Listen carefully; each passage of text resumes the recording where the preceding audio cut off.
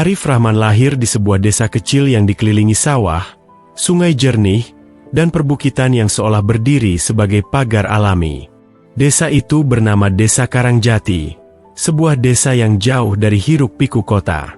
Jalanan di sana sebagian besar masih berupa tanah berbatu, rumah-rumah terbuat dari kayu dan bambu, dan malam hari selalu terasa sunyi kecuali suara jangkrik.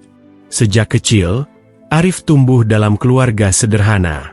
Ayahnya seorang buruh tani, sementara ibunya hanya membuka warung kecil di depan rumah, menjual jajanan untuk anak-anak sekolah. Mereka tidak pernah punya banyak harta. Bahkan untuk membeli buku sekolah saja kadang harus menunggu hasil panen. Namun, di balik kesederhanaan itu, Arif tumbuh sebagai anak yang penuh rasa ingin tahu. Anak-anak seusianya lebih sering bermain bola di lapangan atau berenang di sungai, tetapi Arif berbeda. Ia lebih suka menjelajahi hutan, memanjat bukit, atau sekadar duduk lama di tepi gua kecil di pinggir desa. Seringkali, anak-anak lain menertawakannya karena hobi yang dianggap aneh. Arif itu suka main sama batu, kata teman-temannya sambil tertawa. Tetapi ejekan itu tidak pernah membuat Arif berhenti. Ada sesuatu dalam dirinya yang membuatnya selalu ingin mencari tahu. Mengapa ada burung yang bersarang di celah tebing? Kenapa aliran air sungai bisa begitu jernih? Dan mengapa gua-gua di sekitar desanya selalu dipenuhi cerita mistis dari orang tua? Semua pertanyaan itu membuatnya semakin penasaran. Orang tuanya sebenarnya sering merasa khawatir. Ibunya takut Arif tersesat di hutan atau masuk ke gua yang berbahaya. Namun ayahnya, meski tidak mengerti sepenuhnya minat anaknya, selalu memberi sedikit kebebasan. Biarlah, mungkin dia memang suka begitu. Jangan kita larang, siapa tahu ada gunanya nanti, kata ayahnya suatu kali. Arif memang berbeda.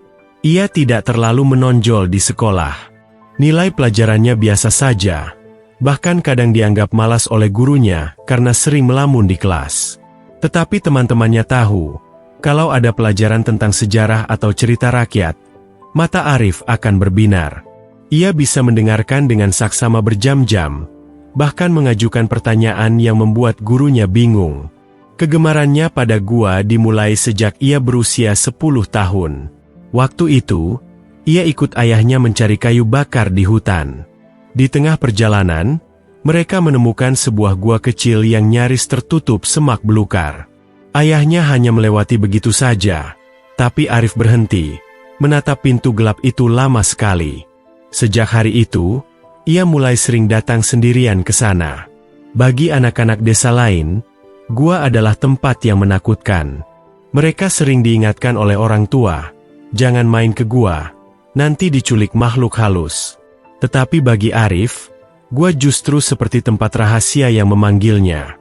Ia merasa ada sesuatu yang tersembunyi, menunggu untuk ditemukan. Di usia remaja, hobi itu semakin kuat. Ia mulai membawa senter kecil, tali, bahkan buku catatan untuk menuliskan hal-hal yang ia lihat.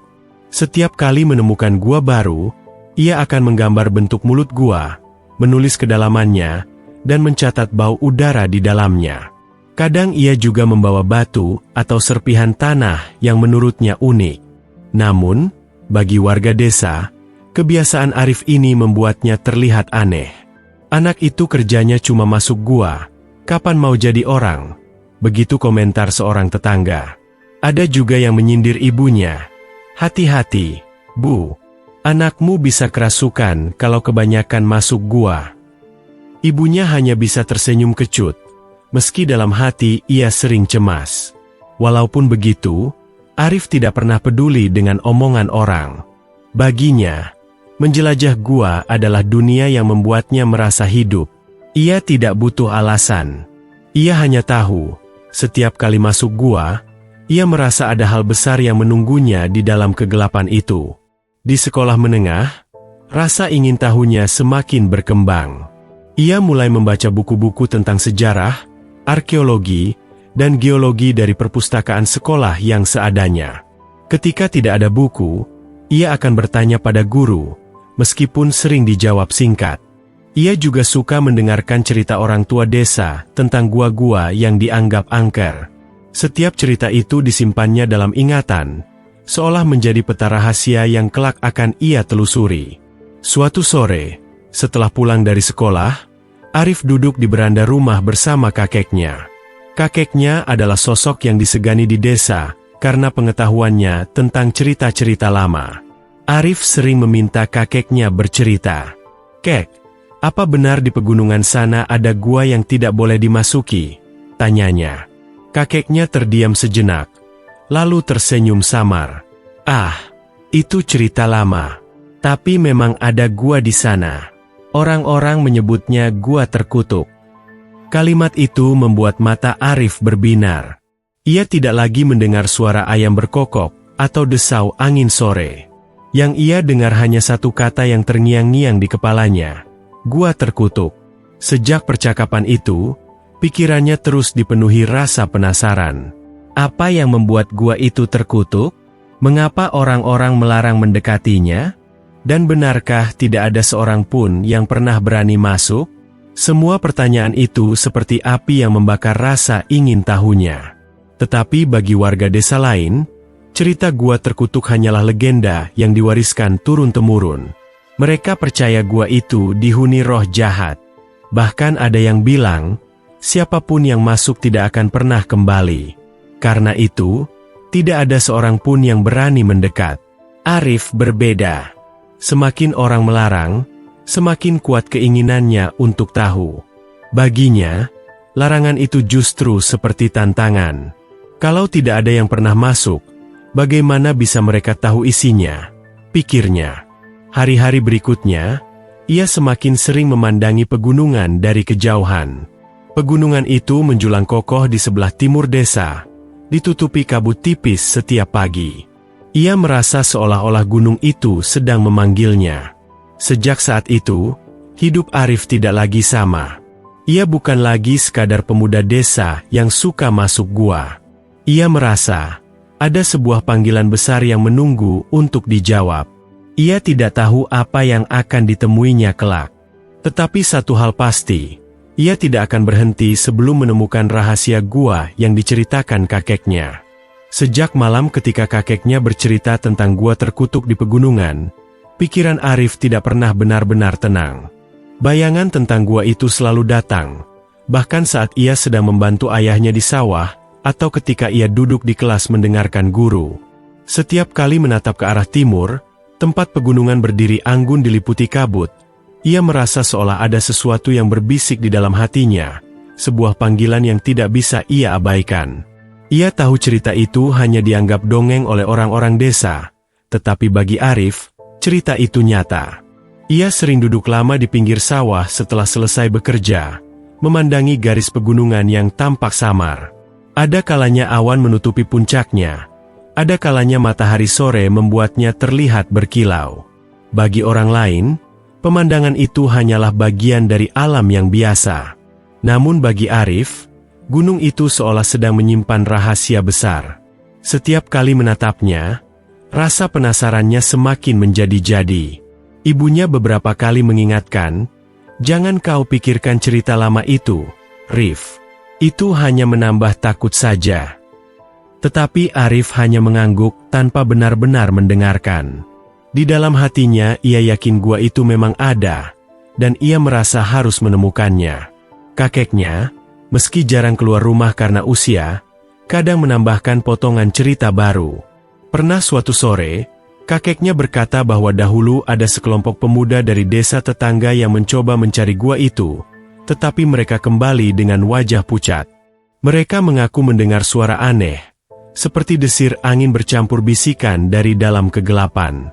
Sejak saat itu, tidak ada lagi yang berani mendekat. Cerita itu justru membuat mata Arif semakin berbinar. Baginya, itu bukan pertanda buruk, melainkan undangan untuk membuktikan sesuatu. Namun tekad yang tumbuh dalam dirinya tidak serta-merta membuatnya berani begitu saja. Ada hari-hari ketika ia diliputi keraguan. Ia bertanya pada dirinya sendiri, Apa tidak terlalu nekat jika seorang pemuda biasa sepertinya mencoba menelusuri gua yang bahkan orang dewasa takut untuk mendekat? Tetapi setiap kali ragu, ia teringat kata-kata kakeknya. Kadang larangan itu bukan karena tempatnya berbahaya, tapi karena orang-orang takut pada apa yang tidak mereka pahami. Kata-kata itu meneguhkan hatinya. Arif pun mulai menyiapkan diri. Dari tabungan kecil yang ia kumpulkan hasil membantu ibunya di warung, ia membeli sebuah senter besar di pasar kecamatan. Ia juga mengumpulkan tali bekas dari gudang sekolah, dan menyiapkan buku catatannya untuk mencatat setiap hal yang ia temui nanti. Persiapan itu dilakukannya diam-diam, sebab ia tahu jika orang-orang desa mendengar rencananya, mereka pasti akan menertawakan atau bahkan melarangnya. Suatu kali, temannya Yanto melihatnya membawa senter dan bertanya dengan heran, "Kau mau kemana dengan barang-barang itu?" Arif hanya menjawab singkat, "Menjelajah." Yanto tertawa keras sambil menggeleng, "Kau memang aneh, Rif. Orang lain sibuk mencari kerja, kau malah sibuk mencari gua." Ejekan itu tidak membuat Arif goyah, justru semakin menguatkan keyakinannya bahwa langkah yang akan ia ambil berbeda dari kebanyakan orang. Beberapa malam sebelum berangkat, Arif sering bermimpi aneh. Dalam mimpinya, ia melihat bayangan gelap yang menatapnya dari dalam gua, sepasang mata yang seolah mengikuti geraknya.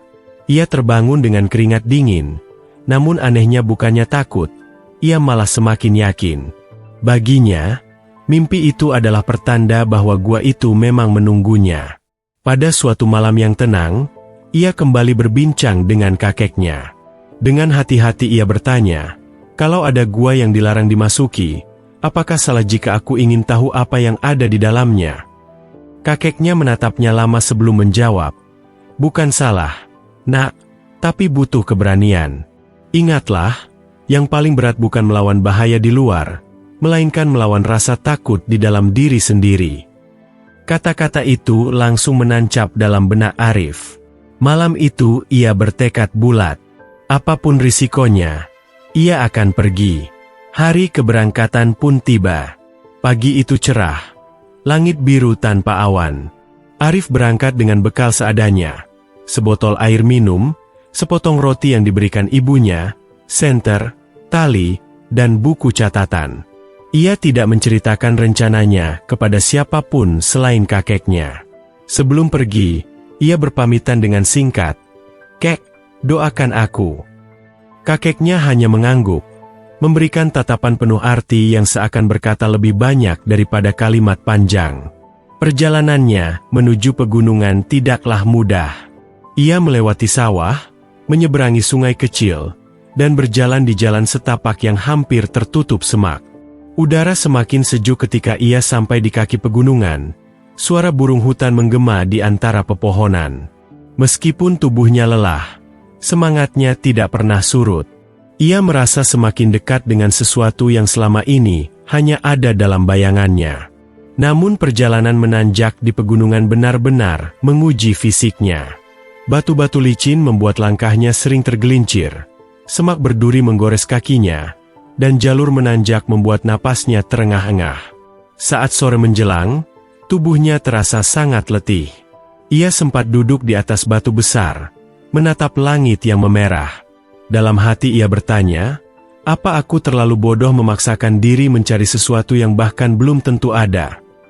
Keraguan itu sempat membuatnya ingin pulang. Tetapi ia kembali mengingat pesan kakeknya. Dengan sisa tenaga, ia bangkit dan melanjutkan langkah. Menjelang malam, ketika cahaya matahari tinggal sedikit, ia akhirnya melihat sesuatu yang membuat jantungnya berdebar kencang. Di sela-sela tebing batu yang ditutupi lumut dan semak, ia menemukan sebuah celah yang berbeda dari gua biasa. Bentuknya seperti pintu sempit yang sengaja disembunyikan alam.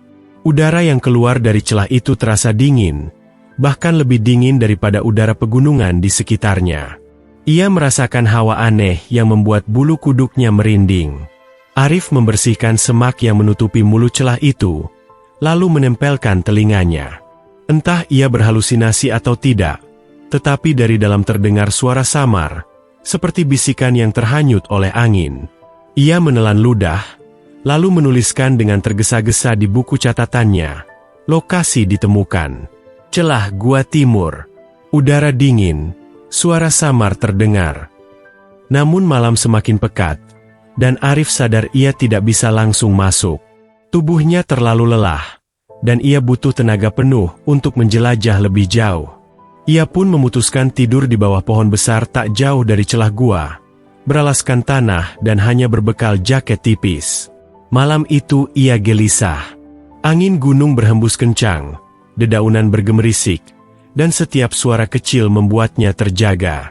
Tetapi di balik rasa takut itu, ia juga merasakan semacam ketegangan yang penuh harapan. Pagi itu udara pegunungan terasa dingin menusuk, namun bagi Arif, semangatnya jauh lebih kuat daripada rasa dingin yang merayapi tubuhnya. Ia terbangun lebih awal, meneguk air terakhir dari botol bekalnya, lalu duduk lama menatap celah sempit yang kemarin ditemukannya. Celah itu seperti mulut gelap yang sedang mengintainya, menunggu dengan sabar sampai ada yang berani masuk. Arif tahu, inilah saatnya. Ia tidak bisa lagi menunda. Seluruh langkah panjang sejak meninggalkan desanya seakan menuju pada satu titik ini. Ia mengencangkan tali sepatunya, meraih senter besar, lalu berdiri di depan celah itu. Jantungnya berdegup keras. Untuk sesaat, keraguan kembali datang. Bagaimana jika benar ada sesuatu yang berbahaya di dalam sana? Bagaimana jika ia tidak pernah kembali? Namun ia mengusir pikiran itu cepat-cepat. Ia sudah terlalu jauh untuk kembali. Dengan menarik napas panjang, Arif membungkuk dan mulai masuk ke dalam celah gua. Pintu masuknya begitu sempit. Hanya cukup untuk satu tubuh. Ia harus merunduk, bahkan merangkak agar bisa melewati bebatuan yang menghalangi. Senter di tangannya menyinari dinding gua yang lembab. Tetesan air jatuh dari langit-langit dan menimbulkan bunyi kecil yang bergema. Udara di dalam lebih dingin, bercampur bau tanah basah yang menusuk hidung. Semakin ia masuk, jalannya semakin sulit. Beberapa batu besar menutupi jalan sehingga ia harus memanjat dengan hati-hati. Rasa lelah datang lagi, tapi rasa penasarannya jauh lebih besar. Ia merasa setiap langkahnya semakin dekat pada sesuatu yang selama ini hanya ada dalam cerita. Setelah beberapa lama, ia tiba di sebuah ruangan yang lebih luas. Cahaya senter menyingkap pemandangan yang membuatnya terdiam. Dinding gua dipenuhi guratan-guratan aneh, seperti simbol atau ukiran yang dibuat dengan sengaja. Guratan itu tidak menyerupai tulisan biasa, melainkan tanda-tanda yang tidak pernah ia lihat sebelumnya. Ada lingkaran, garis patah, dan bentuk menyerupai bintang. Beberapa sudah pudar, tetapi sebagian masih terlihat jelas. Arif mendekat, menyinari ukiran itu lebih lama. Ia menyentuhnya dengan hati-hati, merasakan permukaannya yang kasar. Apa ini tulisan kuno? Pikirnya. Ia segera membuka buku catatannya dan menyalin beberapa bentuk yang terlihat jelas. Tiba-tiba, sebuah perasaan aneh menyelinap dalam dirinya, seakan-akan ukiran itu sedang mengawasinya balik. Ruang gua itu tidak hanya berisi ukiran. Di sudut yang agak gelap, matanya menangkap sesuatu yang berbeda. Sebuah benda berbentuk persegi panjang, setengah terkubur oleh tanah dan debu. Arif segera menghampiri, membersihkan tanah dengan tangannya. Debu beterbangan, membuatnya batu kecil. Setelah membersihkan cukup lama, ia tertegun. Benda itu ternyata sebuah kitab tua, berlapis kulit yang sudah rapuh, warnanya kecoklatan dan penuh bercak. Tangannya gemetar saat menyentuh kitab itu. Seakan ia sedang menyentuh sesuatu yang sudah berusia ratusan tahun. Perlahan ia mengangkatnya, dan debu tebal kembali berhamburan. Kitab itu berat, lebih berat daripada yang ia kira. Ikatan di pinggirnya sudah longgar, beberapa halamannya tampak seperti hampir terlepas. Tetapi jelas sekali, ini bukan sembarang benda. Arif duduk bersila, meletakkan kitab itu di pangkuannya. Ia menyalakan senter lebih terang lalu, membuka halaman pertama. Tulisan yang ia lihat sama sekali tidak ia mengerti. Huruf-huruf aneh yang melengkung, garis yang menyilang, serta simbol yang terasa asing. Ia mengernyit, mencoba membaca, tetapi tidak ada satupun kata yang bisa ia pahami. Hanya ada perasaan kuat yang muncul dari dalam dirinya, seolah kitab itu menyimpan sesuatu yang luar biasa. Ini pasti yang dimaksud kakek, bisiknya lirih. Arif terus membolak-balik halaman demi halaman. Beberapa halaman sudah rusak, berlubang dimakan waktu. Namun di antaranya masih ada bagian yang utuh, penuh dengan aksara kuno dan gambar-gambar sederhana yang menyerupai pola bintang dan matahari. Di salah satu halaman, ia menemukan gambar sepasang tangan yang menengadah ke langit. Gambar itu sederhana, tetapi entah mengapa membuat hatinya bergetar. Ia menutup kitab itu dengan hati-hati, lalu mendekapnya erat. Seolah benda tua itu adalah harta karun yang tak ternilai. Ia tidak tahu apa maknanya, tetapi ia tahu satu hal, kitab ini bukan sembarang peninggalan. Kitab ini adalah kunci, meski ia belum tahu untuk membuka apa. Arif duduk lama di dalam gua itu, merenung. Bayangan wajah kakeknya muncul, dengan cerita-cerita lama tentang gua terkutuk. Kini ia sadar, kutukan yang dimaksud bukanlah makhluk halus atau hantu, melainkan rahasia besar yang selama ini disembunyikan oleh alam. Tidak ada orang desa yang tahu, karena tidak ada yang berani masuk sejauh ini. Waktu berjalan cepat, dan Arif sadar hari mulai gelap di luar. Ia tidak mungkin berlama-lama di dalam gua. Dengan hati-hati, ia membungkus kitab itu menggunakan kain yang ia bawa, lalu memasukkannya ke dalam tas. Sebelum keluar, ia kembali menatap dinding gua dengan ukiran-ukirannya. Ia tahu, suatu hari ia harus kembali ke sini untuk meneliti lebih dalam. Tapi untuk saat ini, ia sudah cukup. Ia membawa pulang sesuatu yang bisa mengubah segalanya. Perjalanan keluar tidak lebih mudah dari masuk. Celah sempit membuatnya sulit bergerak. Tasnya beberapa kali tersangkut batu, tetapi akhirnya ia berhasil keluar dan menghirup udara bebas. Matahari sudah hampir tenggelam. Langit memerah. Ia berdiri di depan mulut celah itu dengan napas terengah, memandang tas di pundaknya. Rasanya seperti membawa rahasia dunia. Arif turun dari pegunungan dengan hati penuh kegelisahan sekaligus kebahagiaan. Kegelisahan karena ia belum tahu apa isi kitab itu, dan kebahagiaan karena ia berhasil menemukan sesuatu yang tidak pernah ditemukan orang lain. Langkahnya lebih ringan meskipun tubuhnya letih. Ia tahu, sejak hari itu, hidupnya tidak akan lagi sama. Sesampainya di desa, malam sudah turun. Ia menyimpan kitab itu rapat-rapat di kamarnya, jauh dari pandangan siapapun. Orang tuanya hanya melihat ia pulang dalam keadaan lelah, mengira ia hanya menjelajah hutan seperti biasanya. Mereka tidak tahu bahwa Arif membawa pulang sesuatu yang lebih berharga daripada harta. Malam itu, Arif tidak bisa tidur. Ia menatap kitab yang tergeletak di atas meja. Cahaya lampu minyak membuat bayangannya bergerak-gerak di dinding. Ia mencoba membuka lagi beberapa halaman, berusaha memahami tulisan di dalamnya, namun tetap tidak mengerti. Tetapi rasa penasarannya tidak membuatnya kecewa. Justru ia merasa semakin tertantang. Kalau aku tidak bisa membacanya, pasti ada orang lain yang bisa, pikirnya. Ia menutup kitab itu lagi dengan hati-hati, lalu menatap langit-langit kamarnya. Di luar, suara jangkrik bersahutan, menambah kesunyian malam. Tetapi di dalam dirinya, suara lain bergema lebih keras. Suara yang meyakinkan bahwa kitab tua itu akan mengubah jalan hidupnya. Ia tidak tahu bagaimana, tapi ia yakin waktu akan menjawabnya. Malam itu, sebelum akhirnya terlelap, Arif berjanji pada dirinya sendiri. Ia akan mencari orang yang bisa membaca tulisan kuno ini. Ia tidak akan berhenti sampai rahasia kitab itu terbuka. Dan entah bagaimana, jauh di dalam hatinya, ia merasa bahwa rahasia itu akan berkaitan dengan sesuatu yang lebih besar daripada sekadar sejarah atau legenda. Sesuatu yang bisa menyentuh kehidupan manusia. Beberapa hari setelah penemuan kitab tua di dalam gua, hidup Arif terasa berbeda. Ia tetap pergi ke ladang membantu ayahnya, tetap bergaul dengan teman-teman sebaya, tetap menyapa orang-orang desa yang dikenalnya sejak kecil. Namun jauh di dalam dirinya, Ia tahu dirinya sudah tidak sama. Ada rahasia besar yang kini ia simpan, sebuah kitab tua yang setiap malam seakan memanggil-manggil untuk dibaca, meski ia tak mampu memahaminya.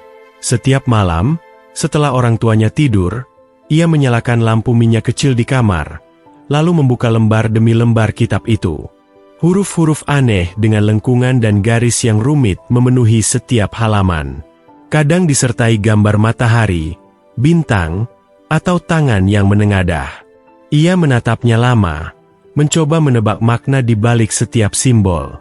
Tetapi usaha itu hanya membuat kepalanya pening. Seakan kitab itu memang ditulis untuk seseorang yang bukan dirinya. Meski begitu, ada sesuatu dalam kitab itu yang membuatnya tidak bisa berhenti. Ia merasa ada energi aneh yang memancar dari setiap halaman, membuat bulu kuduknya berdiri. Seolah kitab itu bukan sekadar benda mati, melainkan sesuatu yang hidup dan sedang menunggu saatnya untuk berbicara. Arif tahu ia butuh bantuan. Ia tidak mungkin memecahkan tulisan kuno itu seorang diri. Maka ia mulai bertanya-tanya dalam hati, siapa yang bisa membantunya? Tidak ada seorang pun di desanya yang paham huruf-huruf asing seperti ini. Bahkan di sekolah pun, guru-gurunya hanya mengajarkan pelajaran dasar, jauh dari pengetahuan bahasa kuno atau sejarah purba. Pada suatu sore, ketika ia sedang duduk di beranda rumah sambil menatap langit senja, ia teringat seseorang, Pak Hasan, seorang guru tua yang dulu pernah mengajar di desanya sebelum pensiun. Pak Hasan dikenal sebagai orang yang banyak membaca buku. Konon, ia pernah merantau ke kota dan menimba ilmu di berbagai tempat. Meskipun sekarang rambutnya sudah putih dan langkahnya pelan, orang-orang masih sering meminta nasihat darinya. Keesokan harinya, Arif memberanikan diri menemui Pak Hasan. Rumahnya berada di tepi desa, dikelilingi pohon bambu yang berderik di tiup angin. Arif mengetuk pintu kayu itu dengan hati berdebar. Tak lama kemudian, seorang lelaki tua dengan sorot mata teduh membukakan pintu. "Arif? Wah, sudah lama sekali tidak ke sini. Ada apa, Nak?" tanya Pak Hasan dengan suara lembut. Arif gugup sejenak. Ia ragu apakah harus langsung menceritakan tentang kitab itu. Namun akhirnya ia berkata, "Pak, saya ingin bertanya tentang sesuatu. Boleh saya masuk?" Pak Hasan mengangguk, lalu mempersilakan Arif duduk di ruang tamu sederhana yang dipenuhi rak buku tua. Aroma kertas dan kayu memenuhi ruangan itu. Arif memandang sekeliling, kagum melihat begitu banyak buku yang jarang ia lihat sebelumnya. Setelah beberapa percakapan basa-basi, Arif memberanikan diri mengeluarkan kitab tua itu dari tasnya. Ia membungkusnya dengan kain agar tidak terlihat orang di jalan. Perlahan ia membuka kain itu, memperlihatkan kulit kitab yang sudah rapuh. Mata Pak Hasan langsung membesar. "Astagfirullah, dari mana kau mendapatkan ini, Nak?" Arif menunduk, lalu menceritakan semuanya, tentang cerita kakeknya, keberaniannya masuk ke dalam gua, ukiran-ukiran di dinding, hingga akhirnya menemukan kitab itu. Pak Hasan mendengarkan dengan penuh perhatian, sesekali mengangguk, sesekali menarik napas panjang. Setelah Arif selesai, Pak Hasan mengambil kitab itu dengan sangat hati-hati, seolah takut menyakitinya. Ia membuka beberapa halaman, matanya yang sudah rentat tampak berkilat penuh gairah. "Ini tulisan kuno, bukan sembarang tulisan. Aku pernah melihat pola huruf seperti ini di sebuah buku tua ketika aku masih di kota dulu. Ada orang-orang yang menyebutnya tulisan leluhur, peninggalan dari masa yang bahkan lebih tua daripada kerajaan yang pernah berkuasa di negeri ini," katanya pelan. Arif menahan napas, merasa jantungnya berdegup semakin kencang. "Lalu, Bapak bisa membacanya?" tanyanya dengan suara nyaris berbisik. Pak Hasan menggeleng perlahan. "Tidak semuanya, tapi aku bisa mengenali beberapa simbol. Ini, seperti doa, atau mungkin pesan. Lihat halaman ini," katanya sambil menunjuk gambar sepasang tangan menengadah. Ini melambangkan permohonan, tanda seseorang meminta sesuatu kepada yang lebih tinggi. Arif menatap gambar itu. Ia sudah melihatnya berkali-kali, Tapi baru kali ini ada yang menjelaskannya. Ada rasa lega sekaligus penasaran yang semakin membuncah.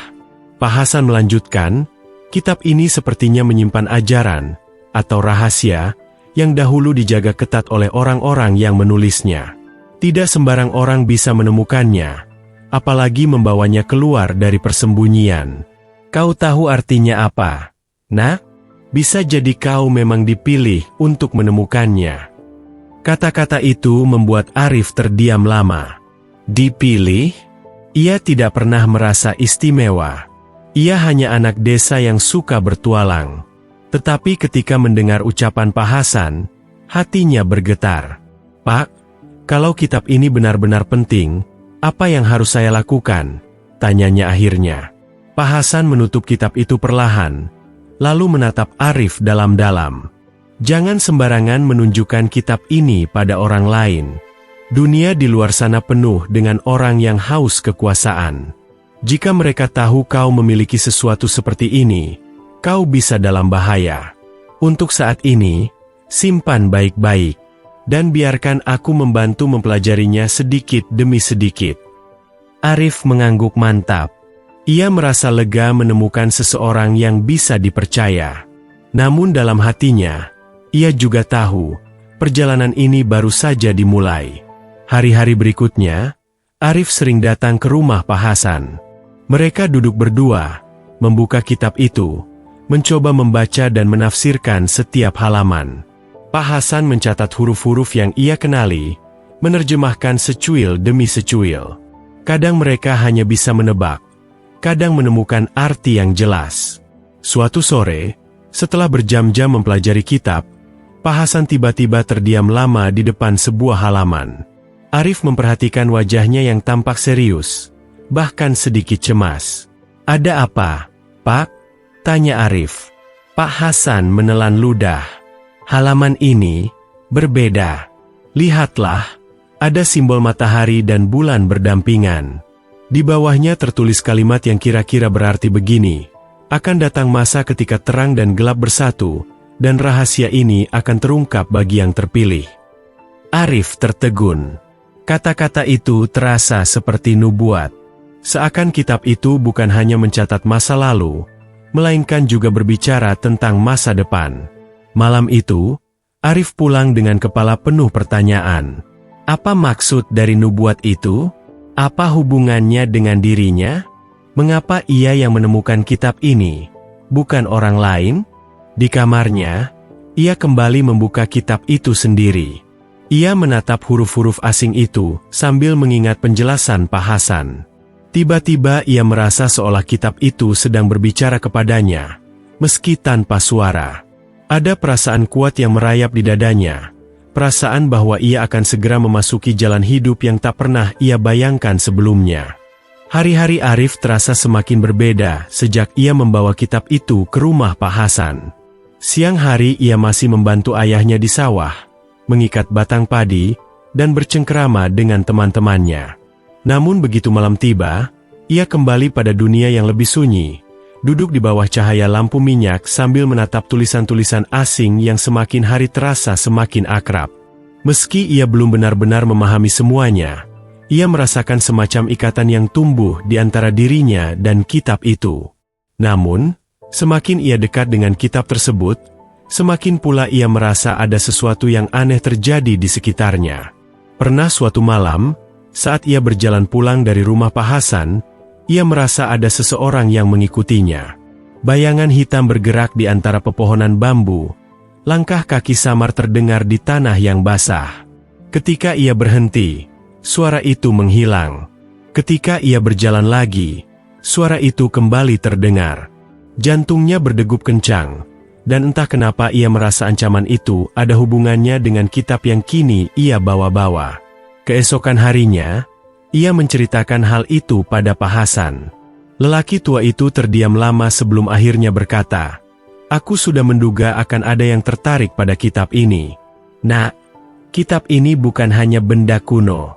Ada kekuatan yang tersimpan di dalamnya, dan percaya atau tidak, kabar tentang hal-hal semacam ini bisa menyebar tanpa kita tahu caranya. Ada orang-orang yang akan mengejarnya, bukan untuk kebenaran, melainkan untuk kekuasaan. Arif menelan ludah. Kata-kata itu membuat rasa cemasnya semakin nyata. Namun di saat yang sama, hatinya juga dipenuhi tekad. Jika memang ada yang mengincar kitab itu, berarti memang benar kitab itu menyimpan sesuatu yang sangat besar. Beberapa minggu kemudian, mereka berhasil menerjemahkan sebagian isi kitab. Dari catatan Pak Hasan, diketahui bahwa kitab itu berisi campuran doa, peringatan, dan ramalan. Ada halaman yang menggambarkan bencana besar, air bah yang menenggelamkan desa, api yang membakar langit, dan orang-orang berlari menyelamatkan diri. Namun di tengah kengerian itu, selalu ada satu kalimat yang berulang-ulang, yang terpilih akan menemukan jalan, dan dari tangannya akan lahir cahaya. Arif tidak bisa berhenti memikirkan kalimat itu. Apakah ia termasuk yang terpilih, yang dimaksud? Ataukah kitab itu hanya berbicara tentang masa lalu? Namun semakin ia mencoba menyangkal, semakin ia merasa kitab itu sedang menunjuk langsung padanya. Suatu malam, ketika hujan deras mengguyur desa, Arif mendengar suara ketukan keras di pintu rumahnya. Ia terkejut, karena sudah lewat tengah malam. Ayah dan ibunya masih terlelap. Dengan langkah hati-hati, ia membuka pintu. Di luar berdiri seorang lelaki asing, tubuhnya kurus tinggi, wajahnya sebagian tertutup oleh sorban hitam yang basah kuyup oleh hujan. Matanya tajam, menusuk ke arah Arif. "Kau yang bernama Arif?" Suaranya berat, seperti keluar dari tenggorokan yang dipenuhi batu. Arif mengangguk ragu. "Ya, saya Arif. Ada apa?" Lelaki itu mendekat setapak, lalu berkata dengan suara yang lebih pelan, "Aku tahu kau menyimpan sesuatu. Sesuatu yang bukan milikmu. Berikan kitab itu padaku, dan kau akan selamat." Jantung Arif hampir berhenti. Ia mundur selangkah, lalu dengan cepat menutup pintu, menguncinya rapat-rapat. Lelaki itu menghentak-hentakan pintu dari luar, membuat rumah kayu itu bergetar. Arif berlari membangunkan ayahnya. Begitu ayahnya keluar sambil membawa parang, lelaki itu sudah menghilang di telan hujan malam. Sejak malam itu, Arif tahu bahwa ancaman itu nyata. Ia dan Pak Hasan sepakat untuk lebih berhati-hati. Kitab itu tidak lagi ia simpan di rumah, melainkan dititipkan di sebuah ruang kecil di bawah lantai rumah Pak Hasan yang memang memiliki ruang rahasia. Namun meski mereka berusaha menyembunyikannya, kitab itu justru semakin sering menampakkan pengaruhnya. Suatu sore, ketika Arif sedang membaca salah satu halaman, ia merasa seperti ditarik masuk ke dalamnya. Tulisan-tulisan itu seakan hidup, bergelombang, dan membentuk cahaya yang menyilaukan. Dalam cahaya itu, ia melihat sekilas gambaran, sebuah gunung yang mengeluarkan asap hitam, lalu sebuah sungai besar yang meluap menenggelamkan sawah-sawah. Ia terbangun dengan keringat dingin, napasnya terengah. Ia segera menceritakan hal itu pada Pak Hasan. Lelaki tua itu menatapnya dengan campuran takjub dan khawatir. Mungkin, kitab itu tidak hanya bisa dibaca dengan mata. Bisa jadi ia juga berbicara melalui penglihatan. Kau benar-benar terhubung dengannya. Nah, itu tandanya kau tidak lagi hanya sekadar penjaga, melainkan bagian dari nubuat itu sendiri. Kata-kata itu menimbulkan beban yang berat di dada Arif. Ia tidak pernah meminta semua ini. Ia hanya seorang anak desa. Tapi mengapa kitab itu memilihnya? Jawaban itu tidak segera datang. Namun keadaan di desa mulai berubah. Hujan turun tidak menentu, sawah-sawah sering terendam, dan beberapa orang mulai gelisah melihat tanda-tanda alam yang tidak biasa. Orang-orang desa mulai membicarakan hal-hal aneh. Ada yang mengaku melihat cahaya keluar dari bukit tempat gua itu berada. Ada pula yang mendengar suara-suara misterius di malam hari. Semua rumor itu membuat Arif semakin cemas, karena ia tahu semua itu mungkin berhubungan dengan kitab yang kini ia simpan. Puncaknya terjadi ketika seorang pendatang baru tiba di desa. Namanya Raka, seorang lelaki muda dengan senyum ramah namun mata yang menyimpan rahasia. Ia mengaku sedang melakukan penelitian tentang sejarah kuno, dan sengaja datang ke desa itu karena mendengar cerita tentang gua misterius. Orang-orang desa menyambutnya dengan baik, namun Arif merasa tidak tenang. Ada sesuatu dari cara Raka menatapnya yang membuatnya merasa seolah dirinya sedang dibaca habis-habisan. Tak lama kemudian, Raka mulai sering mendekati Arif, mengajaknya berbicara tentang sejarah, tentang cerita-cerita lama yang diturunkan para tetua. Arif mencoba bersikap biasa, tetapi setiap kali Raka bertanya tentang gua, ia merasa darahnya mendidih. Ia tahu lelaki ini tidak sekadar peneliti. Pak Hasan pun mengingatkan, berhati-hatilah dengan Raka. Aku mendengar namanya sebelumnya. Ia bukan hanya seorang pencari ilmu. Ia dikenal dekat dengan kelompok-kelompok yang memburu peninggalan kuno untuk dijadikan alat kekuasaan. Jangan biarkan ia tahu tentang kitab itu. Namun yang dikhawatirkan akhirnya terjadi. Suatu malam, Arif pulang dari rumah Pak Hasan dan menemukan pintu rumah itu sudah terbuka. Di dalam, rak buku berantakan, lantai penuh dengan kertas-kertas tercecer. Pak Hasan tergeletak di lantai, wajahnya lebam, tubuhnya gemetar. Arif berlari mendekat, memeluknya. Kitab, mereka tahu, bisik Pak Hasan dengan suara lemah. Arif panik. Ia segera mencari kitab itu di ruang rahasia. Syukurlah, kitab itu masih ada, karena Pak Hasan sempat memindahkannya sebelum diserang. Namun jelas, mereka tidak punya banyak waktu lagi. Malam itu, ketika desa sunyi, Arif duduk di samping Pak Hasan yang terbaring lemah. Lelaki tua itu menggenggam tangannya erat-erat. "Nak, dengarkan aku baik-baik. Kitab ini kini menjadi bagian dari hidupmu. Aku mungkin tidak bisa melindungimu lebih lama. Tapi kau harus berani melangkah. Jangan hanya bersembunyi. Kau harus mencari tahu apa sebenarnya pesan terakhir kitab ini. Itu satu-satunya cara agar rahasia ini tidak jatuh ke tangan yang salah." Arif menunduk. Air matanya menetes. Ia belum pernah merasa seberat ini. Tapi di balik rasa takut itu, ada sesuatu yang menyala, sebuah tekad yang perlahan tumbuh. Ia tahu, sejak malam itu, jalan hidupnya tidak akan pernah sama lagi. Kitab itu kini bukan hanya miliknya. Kitab itu adalah warisan, amanah, sekaligus beban. Dan ia harus siap menjaganya, meski bayangan gelap kini semakin dekat.